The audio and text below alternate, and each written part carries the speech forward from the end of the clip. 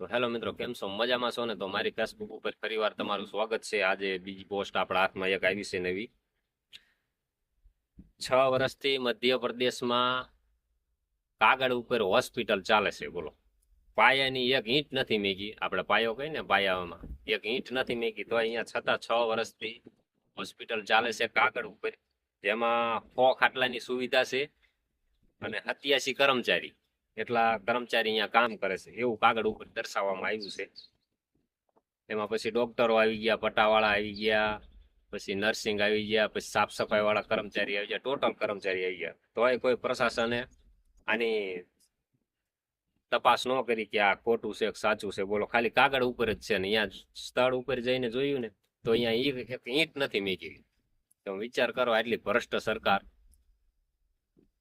બહુ મોટા દરજે ભ્રષ્ટાચાર કરી નાખ્યો.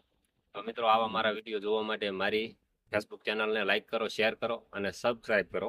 તો આવા ઇન્ટરેસ્ટિંગ વિડીયો હું તમારા માટે લાવતો રહીશ.